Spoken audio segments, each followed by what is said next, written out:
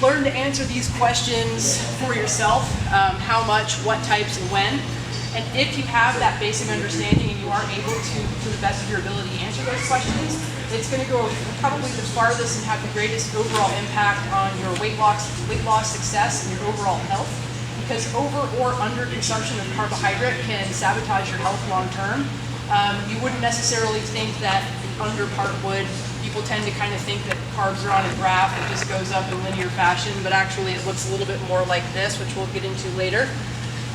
So before I start talking about and answering the how much, what type, and when, let's just have a little conversation about what carbohydrates do.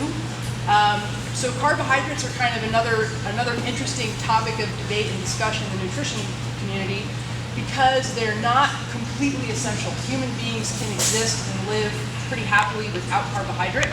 However, I personally don't believe that is a natural happy state. I believe that it's an evolved safety mechanism for when carbs aren't around. And it can also be a real savior to people that have degenerative neurological conditions like Parkinson's, Alzheimer's, multiple sclerosis. It's great for people with diabetes. And you can also play with it if you're an endurance athlete to sort of tweak your fueling, because it can give you kind of more of a diesel type of a fuel rather than like constantly having to refuel a high octane gasoline.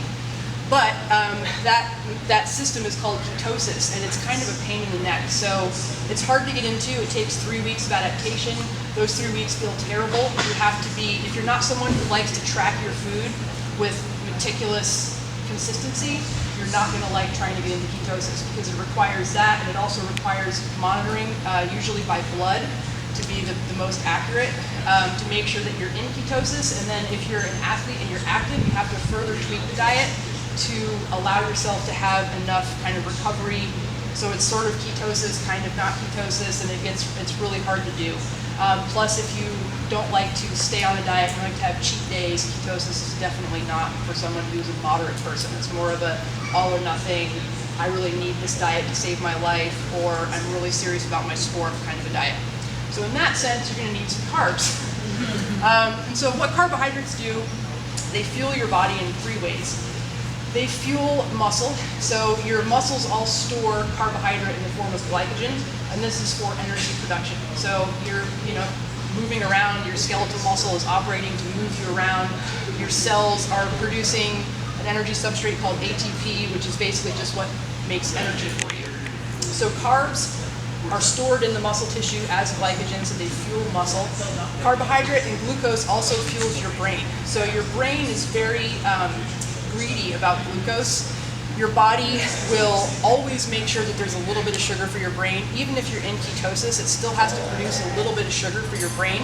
That's how important it is. And your brain is also kind of the metabolic furnace of your body. It actually requires more calories than almost anything else you do. And it's one of the things that makes us human beings. So we've evolved basically this large brain capacity because we figured out a way to eat and prepare certain foods that maximize energy availability, and that's what bumped us into upright, walking, big brain people status. So it fuels the brain. Brain can only utilize glucose or ketones. It does well on ketones, but still needs a little bit of glucose. And then also it fuels gut bacteria. And this is kind of one of those ones that you're like, whatever, gut bugs. But gut bacteria is actually hugely important. 9 in 10 of the cells in your body right now are bacterial cells. So you might even argue that you're more bacteria than you are human. And so gut bacteria regulate a very broad spectrum of processes, from things like your immune system all the way down to your moods. So you might have some sort of like really terrible depression or sort of psychotic something happening, and it can be possibly attributable to bad problems with gut bacteria. It can also regulate how your body treats energy. So a lot of your metabolic status is inherited through genetics, but also inherited through the gut bacteria of your parents. So it's partially genetics, partially gut bacteria. So they're super important, and you don't want to kill them.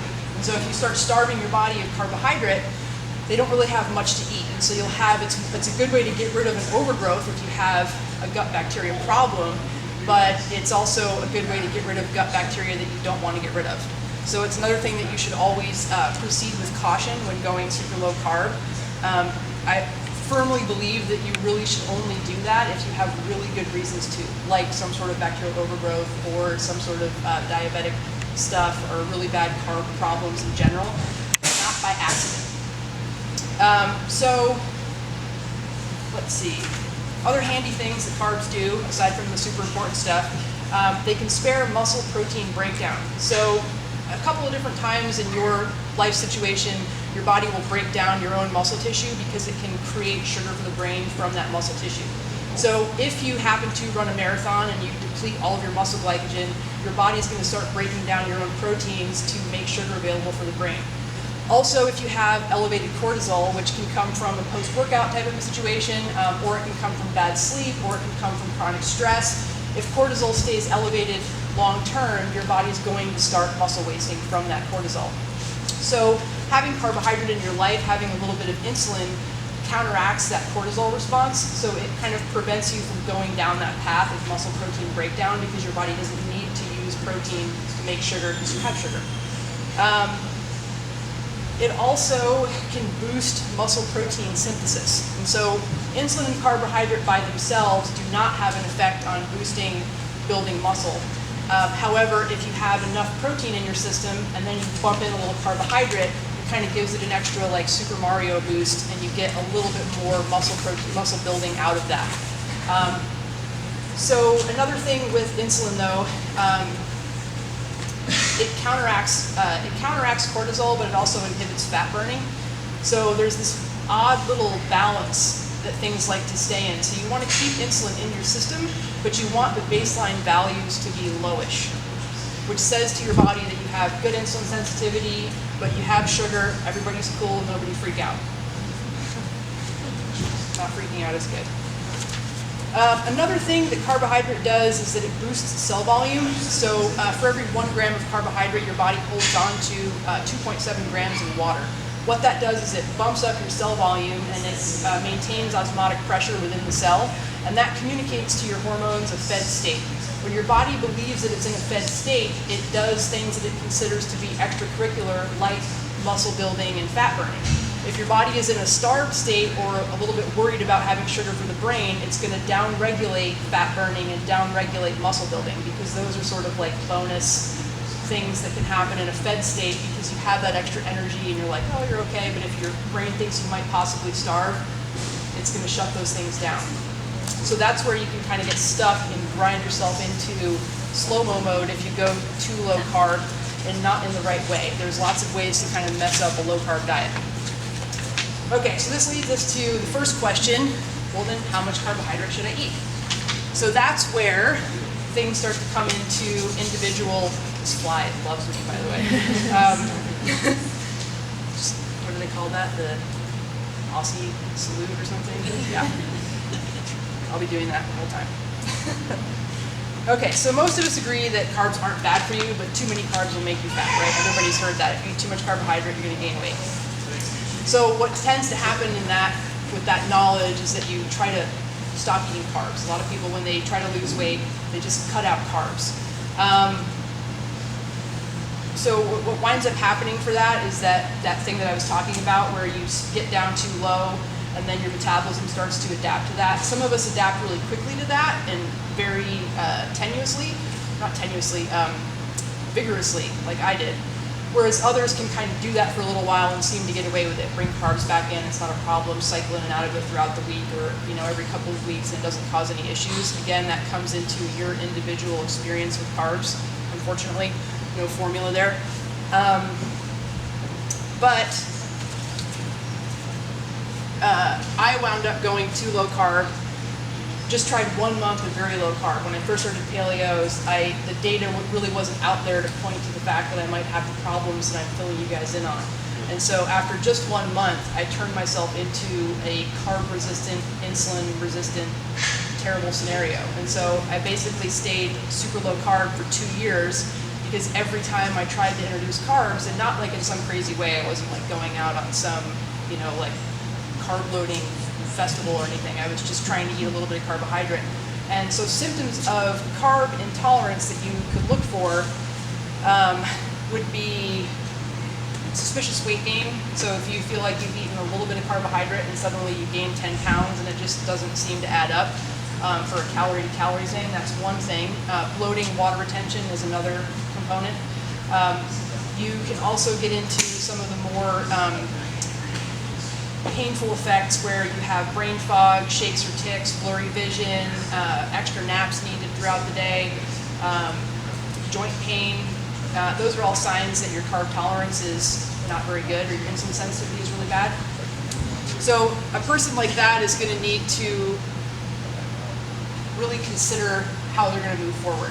If you're already super, super low carb, you're going to have to add a little bit back. So the question of how much for you turns into, I need a little bit more, what am I going to do? And for me, I tried ketosis, that didn't work. And what actually worked for me was very, very slowly, very, very incrementally reintroducing carbs to improve my insulin sensitivity. And so I'd become so insulin resistant, which I measured with blood sugar testing, and I was pretty shocked. They say it takes about 2 weeks for people to rebound. It took me way longer than that. It took at least a month for my fasting blood sugar to be within a normal range, not within like that insulin resistant physiological adaptation to low carb dieting. What your body's trying to do when you're too low carb, by the way, it creates insulin resistance so that your muscles don't absorb the sugar, because like we mentioned before, the brain is the most important. So being super low carb, if your body might not particularly like it to begin with, can cause that insulin resistance to save sugar for your brain. So I had to add back a little bit. And I started out by doing 5 to 10 grams of carbohydrate. It was held to that number for the week, but every day I did a consistent 5 grams extra. And I definitely weighed and tracked because it's really hard to figure out what 5 grams of carbohydrate is with your eyeballs. So carb tolerance is affected by genetics, muscle mass. The more muscle mass you have, especially if you're exercising that muscle mass, the better insulin sensitive your body is. You're essentially giving back function to insulin in the body. So the body is saying without that activity level, there's not a lot of getting rid of blood sugar and muscle stored sugar. So once you start exercising that muscle mass and increasing your muscle mass, your insulin sensitivity goes way up, it's way better. And activity level, those are kind of tied together. Sleep is also huge for insulin sensitivity, and a lot of people don't like to think about that one too much, but the numbers on sleep deprivation are really, really scary. So if you, the studies that they did, they looked at 6 days of 4 hours a night of sleep, and they found that not only did people become insulin resistant, kind of akin to eating a really, really bad diet for 6 months, just in that one day, but their leptin levels lowered. And so leptin is a hormone that communicates fed state or not fed state. It's like how much energy availability do we have? And so leptin was lowered. Lowered leptin will over time start to slow your metabolic rate down. But what it also was doing was communicating starvation to people that weren't starving. And so it was about on par with a 900 calorie a day restriction with the leptin. So you're waking up, you're super hungry, your body's saying, I'm starving, and you're not actually starving. It also lowers your growth hormone, and so growth hormone is critical for repair, and it's critical for this muscle mass component, and it also affects insulin sensitivity. So sleep is huge. Don't mess with your sleep if you're trying to be healthy. Inflammation is also another key. So if your body is inflamed, your cortisol is elevated to be an anti-inflammatory, and you know that cortisol counteracts insulin. And so when you have chronically elevated cortisol, your body is trying to kind of produce a little bit more insulin to get the job done. So you have this slightly insulin-resistant state just based off of inflammation in the body. And then also your gut bacteria. So what kind of population you have, how healthy and thriving that is, can all dictate how well your body tolerates carbs and also how well it tolerates certain types of carbohydrate. So the nice thing about this is that people tend to view their metabolism as static. You know, like, oh, I was born with a slow metabolism, or oh, I was born with a high metabolism. In actuality, every single thing up here can be altered with the exception of your genetics. So what that means is that you can affect change to your metabolism. I believe that genetics gives you a little bit of a ceiling, you know, so some people can really probably, you know, maybe get up to 700 grams of carbs a day, whereas others might stop at 400. But you can change yourself from someone who only tolerates 150 to someone who tolerates 400. That's possible. You can be someone who is chubby and low carb and struggles to lose weight and turn into somebody who is skinny and high carb and eats like a horse. Totally possible. So improving your insulin sensitivity will improve your metabolic rate, and also overfeeding will make your metabolism inefficient. That sounds weird, right? So inefficient metabolism, what that essentially means is that efficiency to your body means that it holds on to everything it gets. But it's not sure what's going to happen, so it wants to make sure that it's got that sugar when the brain knocks on the door and says, hey, you got that sugar?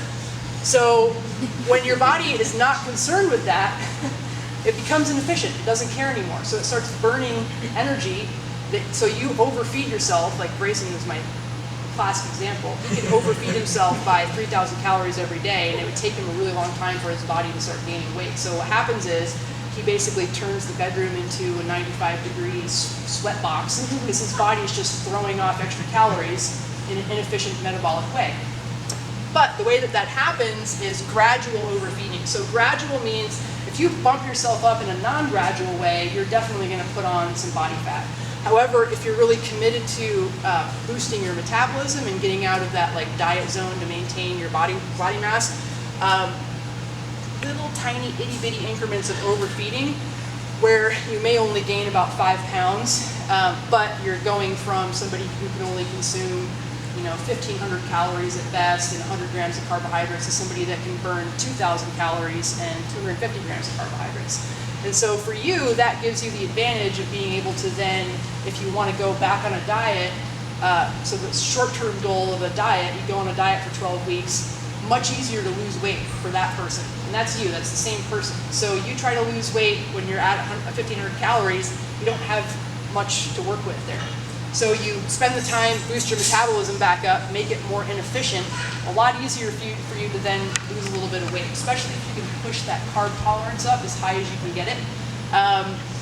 So this might take place over several cycles, over a few years, but if you're really committed to that long-term goal of fixing your metabolism, and then combining that with periods of restriction to keep your weight kind of where you want it to be, you can absolutely totally change your metabolism. Okay. Tolerance symptoms and then insulin resistance. So what causes insulin resistance to begin with? So this overfeeding state, if it's gone too far overfeeding, if it's not done in a gradual, controlled way, if you're super overfed, what happens to your cells is essentially blood sugar, triglycerides stuff in your bloodstream, insulin says store it. So your fat and your muscle tissue take up whatever's out there and store it.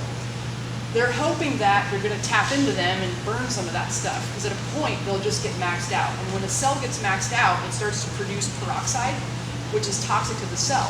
So the cell then says, forget this shit, and shuts off insulin sensitivity, because it can't literally take in any more stuff or it's going to die. So they start becoming resistant to insulin. So that's the most classic way that you see insulin resistance develop.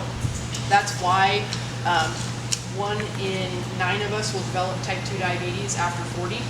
The biggest risk factors for that are not genetics, it's just lifestyle. So it's being sedentary and being overweight. So that's the main cause of insulin resistance, but there are some other causes like bad sleep that we mentioned, environmental toxins, BPA, and various fungicides have also been linked to insulin resistance. And then low carb, as I explained before, can also lead to insulin resistance, even though you're trying with the best intentions. So ways to improve your insulin sensitivity: exercise, we talked about that, restoring functionality to the system, energy output, our bodies are made to be active. Lower your carb intake to match your tolerance. So when you're asking yourself, how much should I eat? If you figure out where you are and you say, all right, I'm eating 500, 700, 800 grams of carbs, that's great because there's a lot of wiggle room there. And so what you want to do is restrict your carbohydrate a little bit. And this is also within the greater context of if you're trying to lose weight, it has to come along with calorie restriction.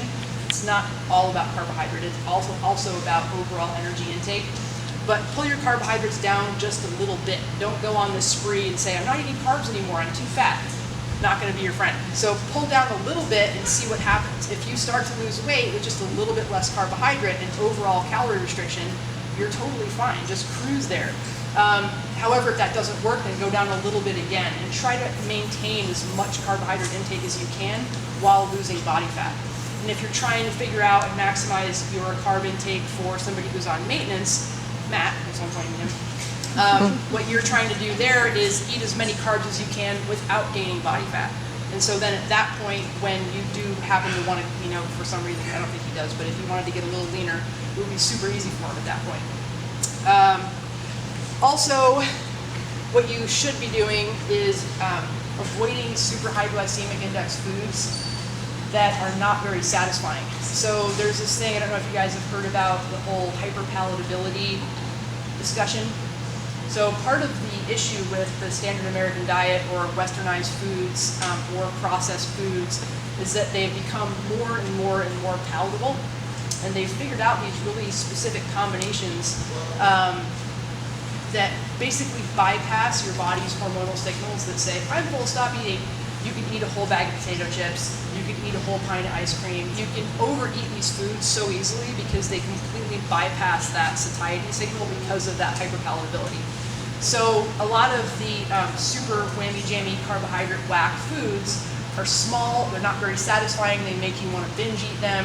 Those are obvious foods to avoid. They make things so much easier. You can follow the If It Fits Your Macros plan, where they will allow you certain little portions of those foods to keep you motivated on your diet. If you want to do that, I'm totally fine with that. But depends. Like if it's worth it to you to have that little slice of something, then do it. But for me, I'm more of an abstainer. I'm more successful when I just don't do the things I'm not supposed to do rather than trying to moderate, have a little bit here and there. Know thyself. If it's better for you to have a little bit of something and you won't go off the rails, then do that.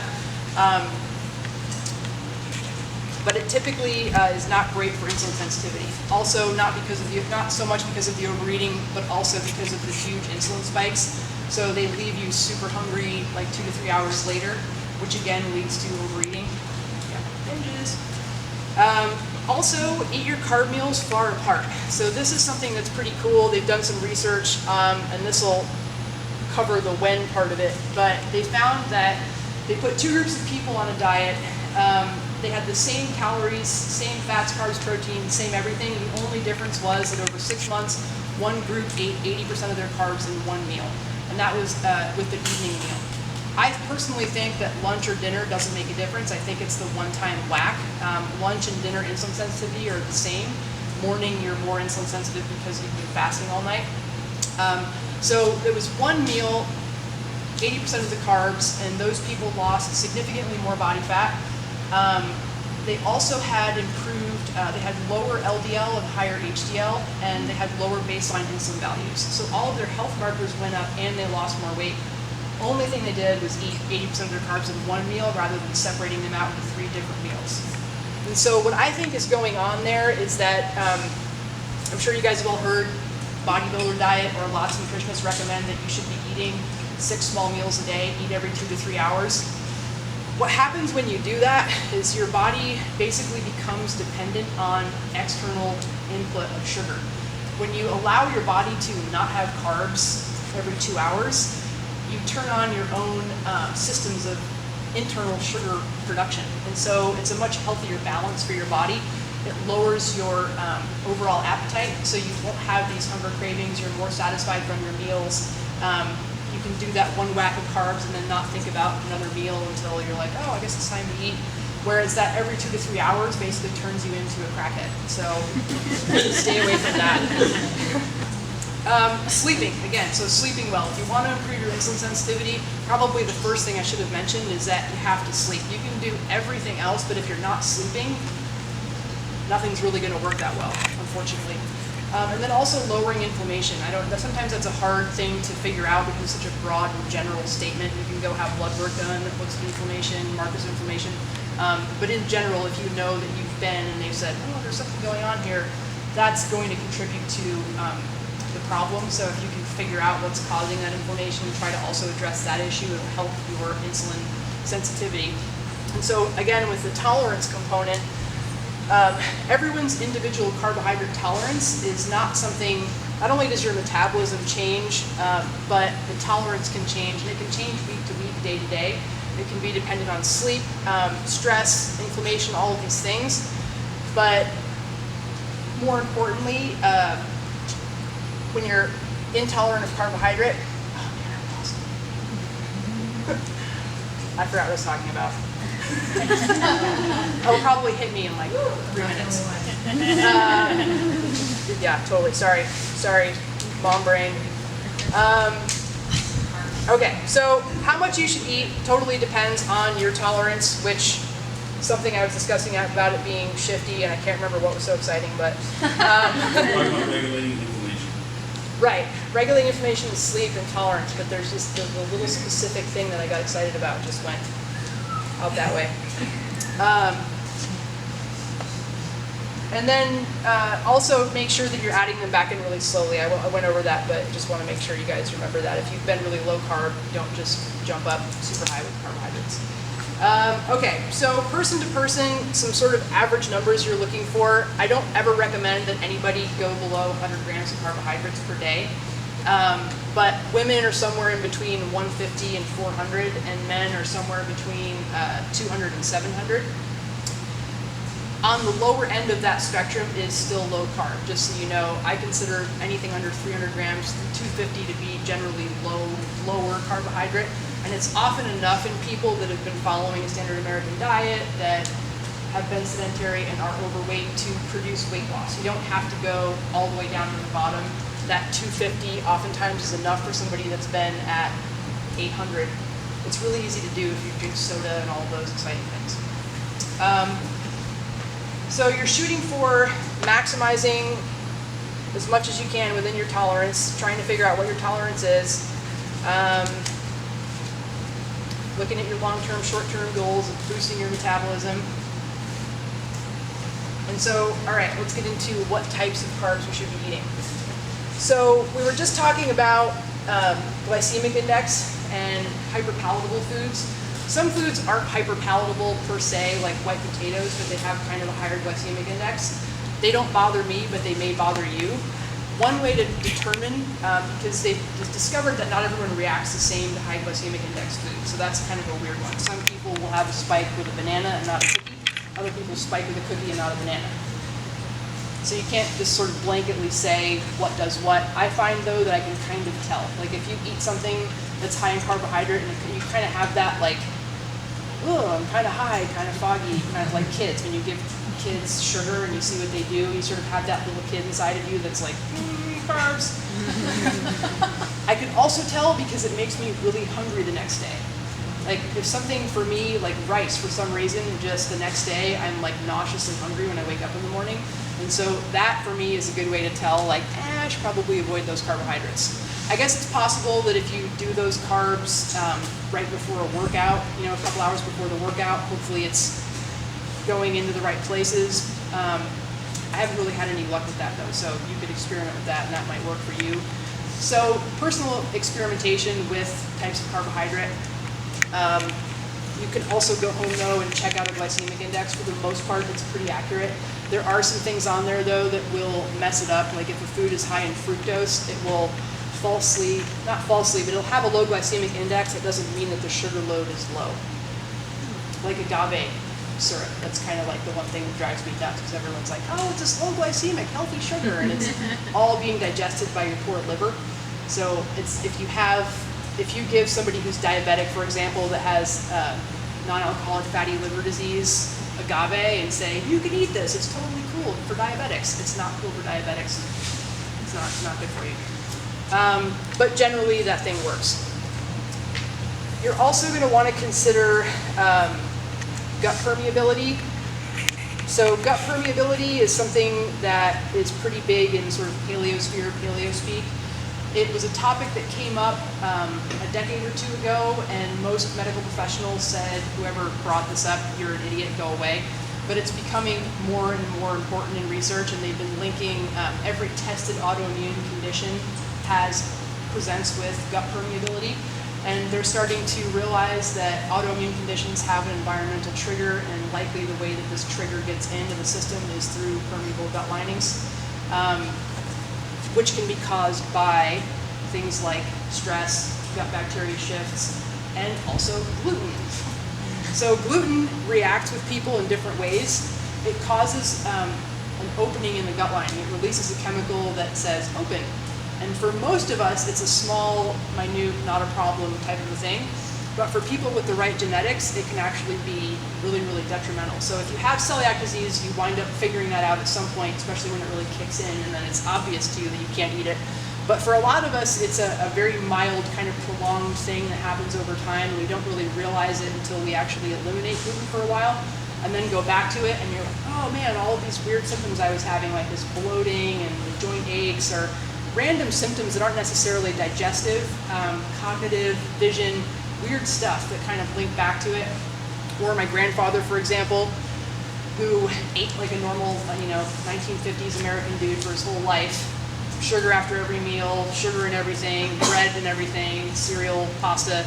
Was always really trim and in good shape though, and then went through a really stressful episode taking care of my great-grandmother who had Alzheimer's, and all of a sudden his health just went downhill really fast. He got full-blown rheumatoid arthritis, and they found out that he was celiac after all of that time being totally fine. And I think what it came down to was that stress, and it kind of linked up with all of that stuff. So I sort of view gluten as this like underlying potentiator for bad things to happen. And the problem with it is that you don't really know if and when it's going to happen to you. So it might not be something that will ever bother you, or it might be something that's going to ruin your life. So I always kind of view gluten as like a super junk food, basically. Like it's not something we necessarily have to avoid at all costs. But when you look at GI, it's super high GI. When you look at gut permeability, it's super high gut permeability. Then we move down the line and we look at nutrient status. So nutrient status for carbohydrates, do they have vitamins and minerals? So typically vegetables are going to perform a lot higher than grains in this category. Great carbohydrate vegetables are all starchy vegetables. So squash, sweet potato, potatoes, basically anything sticky is a starch. They have the vegetable components, especially the colorful ones, have lots of nutrients in them, and they don't have a lot of blockers or anti-nutrients that prevent the absorption of those nutrients. Whereas grains, once again, perform really poorly on nutrient status. So they have hardly any nutrition once they've been cooked, which that is the only way you can eat grains. So when you look at the nutritional status stuff, that's uncooked. Once it's cooked, that stuff pretty much goes away. But there's still elements in that bind to the minerals and vitamins that you're eating that food with. And so unless you have a problem with too much iron in your bloodstream, it's typically not something that you want to mix with every meal because it's going to be sapping your body of nutrition. A really interesting archaeological fact about grains, archaeologists can use the status of a skeleton to tell when a culture adopted intensive agriculture. So we went from hunter-gatherers to farming a little bit, which didn't seem to have much of an effect, to farming almost completely. And so these people were really, really grain dependent. And once they became super heavy grain dependent, they shrunk. And so we all can feel like we're a lot taller now. We actually used to be taller before agriculture. So agriculture made us short, but it also created a lot of bone deformities. Most of the dental work that all of us need to have done is actually from historic low nutrient status. So when you look at indigenous populations that don't rely heavily on grains, and that if they do eat grains, they soak and ferment them, which denatures a lot of the problems, they have amazing teeth. So part of that, this awesome grill that I have, is from nutrients. So that's really interesting to me. Like obviously the health of these people suffered severely by relying so heavily on grains. And so we're lucky enough to have Whole Foods and stores that we can go to and the farmer's market and supplement that grain intake with nutrients. But you'd be much better off kind of treating grains as a bad carb. So it's not, I'm not saying you can't have it, but I'm saying don't view it as healthy because it's not actually healthy. So you're getting this, and you're getting poor nutrient status. It also, satiety. So if you're going to be eating starchy vegetables for your carbohydrates, fruits, other things like that, the satiety level is much higher versus pasta, bread, like all the yummy, the carbs that you really want to eat when you're not hungry. Those things are terrible for satiety. They make you want to eat again in 2 hours. They're not leaving you full. It leads to overeating. So basically, whenever you're trying to pick a carbohydrate, try to consider, if you know anything about these answers, is it high glycemic index? If you have no idea, think, the last time I ate this, did I wake up like super starving the next day, or was I hungry in 2 hours? Cereal can do that to people. Gut permeability, essentially what that boils down to is grain consumption. Peanuts also can cause gut permeability, soy, things like that. Nutrient status, the big ones that have the most phytic acid in the grains are corn, rice, wheat, and soy. Soy, especially soy concentrate. So it's not necessarily that they're bad for you, you just have to consider, like, if you eat them with every single meal that you have, you're not going to be absorbing as much nutrient as you could. So maybe mix it up a little bit if you want to continue to eat that stuff. Especially if none of them bother you, like if you don't really have any reactivity to corn or rice, oats, whatever, go for it. But when you're trying to boost your tolerance, lose weight, find the right amount of carbohydrates, be satisfied, improve your insulin sensitivity, that's how you pick the right types of carbs to eat. So vegetables, that's another big question that I get about carbohydrates. Are vegetables carbohydrates? Yeah, but I don't count them. And I'm talking not starchy vegetables. I'm talking like asparagus, broccoli, lettuce. In my opinion, you can eat as much of that stuff as you want and not count it. I've tracked them personally with blood sugar and had 0 responses to the stuff. It's so much fiber, and it takes so much for your body to kind of break down the fiber, and a lot of that is great for your gut bacteria, and the phytonutrients are wonderful for you, so you should eat as many of them as possible, but don't count that towards your carbohydrate load. So you can eat, 90 cups of vegetables and say, oh, I just got my 100 grams of carbohydrates. I would add in some more bang for your buck carbs. Also, mix it up. So don't get all of your carbs from fruit. Say you really like bananas and you don't like anything else, like try to find something else to get in there, especially with fruit, because fruit is so high in fructose. I really like the starchy vegetables personally, but a little bit of fruit, a little bit of starches will be good. And then timing, we already went over that. All right, I think I did it. I didn't go over this pre-workout thing. Last thing about timing. So having that bump in available amino acids and a little bit of carbohydrate surrounding your workout window, especially if you're trying to lose weight, is going to probably be the best timing window to do that big whack of food. It's not that big of a deal though. For instance, if you work out in the morning and you can't eat all of your food before you work out, totally okay, it's not going to matter that much. But that's going to give you just a little bit more of a bump in maintaining muscle mass when you're on a diet, or maximizing kind of muscle building when you're not on a diet. Okay, so super quick recap. Carbs. How much? Depends on your tolerance. And to find your tolerance, you have to kind of play it by feel on what carbs do to you. Specific types of carbs, but also how much carbohydrate. Try to, if you know you need to restrict, if you're either going on a diet or you feel the symptoms of carb problems, restrict by just a little bit and see how you do. If you don't have problems with carbohydrates, don't ever restrict them, just keep eating them. But if you have a problem, just try to go down as little as you can. You essentially want to eat as much carbohydrate as you can while achieving your goals, which is either losing body fat or not gaining body fat from where you are. If you would like to bump up to that, bump up very, very, very, very slowly. I recommend 5 to 10 grams of carbohydrates a day, but just per week. So for that 1 week, you hold that 5 gram increase a day steady for that week, and then go up the next week. A little bit, takes forever, but your body won't react to it like it will if you just suddenly go, I'm going to eat a whole extra sweet potato every day, which to your body is a lot. What types of carbohydrate? Consider, is it damaging my gut? Is it nutrient dense? Am I getting a lot out of this carbohydrate? And is it sapping from my meals, or is it enhancing my meals?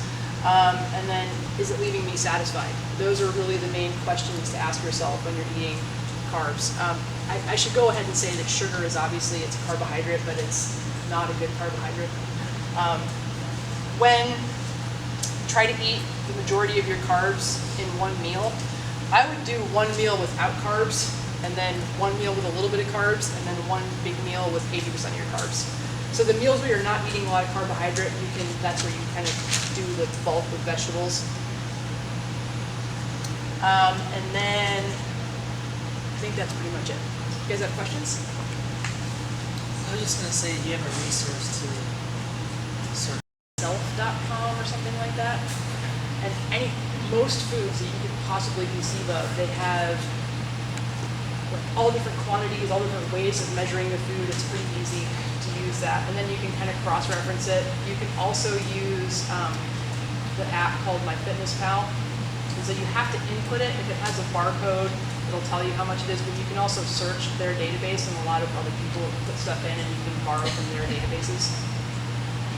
And that's a pretty easy way to do things on the fly where you're like, I